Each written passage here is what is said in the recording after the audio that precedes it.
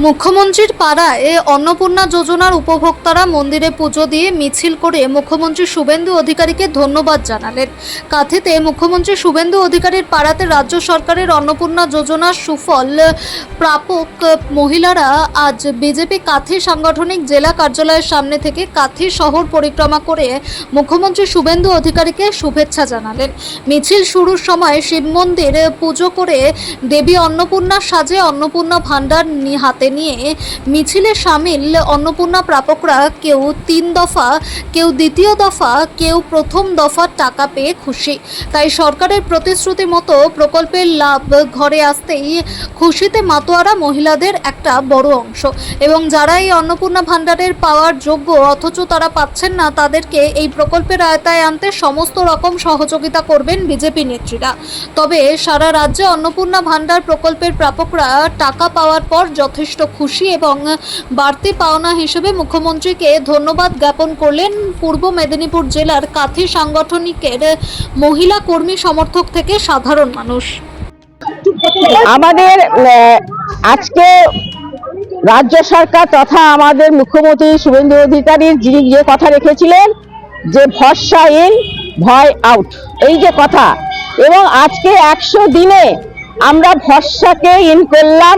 সেই সঙ্গে সঙ্গে আমরা মুখ্যমন্ত্রী যে কথা দিয়েছিলেন যে অন্নপূর্ণা ভাণ্ডারের সকল মহিলারা তাদের প্রাপ্য পাবেন, আজকে তিনি সে কথা রেখেছেন। যারা যারা পেয়েছিল না তারা 17 তারিখে আমাদের অনেক ঢুকেছে এবং তিনি অভয় দিয়েছেন, আশ্বাস দিয়েছেন, ভরসা দিয়েছেন যে 20 তারিখের মধ্যে প্রায় সকলেই ঢুকে যাবে।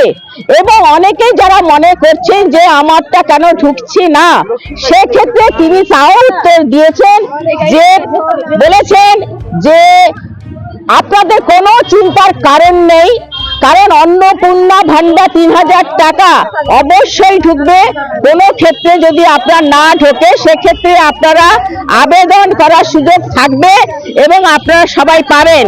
আজকে আমরা 100 দিন পূর্ণ হয়েছে আমাদের মাননীয় শুভেন্দু অধিকারী, তার যে চিন্তাধারা, আজকে যে রাজ্য সরকার যে সফলতার পথে এগিয়েছে, আমরা আজকে দেখতে পাচ্ছি যে শুধু অন্নপূর্ণা ভাণ্ডার নয়, কালকে আমাদের লঞ্চ করেছে আমাদের আয়ুষ্মান, যা আগের বিগত সরকার কিন্তু আমাদের করতে দেয়নি, আজকে আয়ুষ্মান কিন্তু সবাই পাচ্ছে।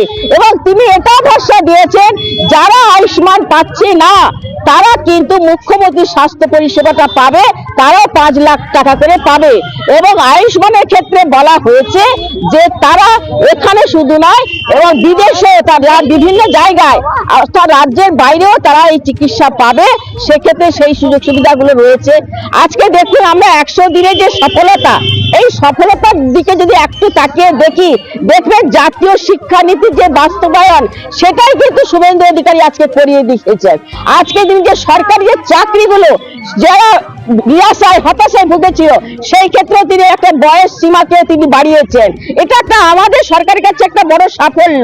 এবং দেখুন আজকে যে বাংলাদেশ থেকে জঙ্গিরা আজকে যেভাবে আজকে হানা দিয়েছে, আজকে দেখুন একজন পাকিস্তানি জঙ্গি ধরা পড়েছে।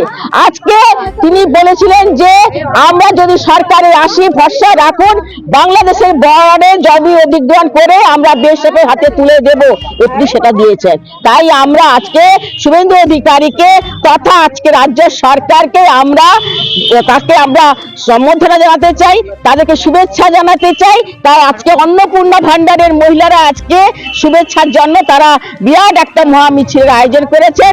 আপনাদের সকলকে আমার আন্তরিক ধন্যবাদ। আর এই মিছিলে যারা যোগ দিয়েছে তাদেরকে আমি আন্তরিক ধন্যবাদ জানাবো।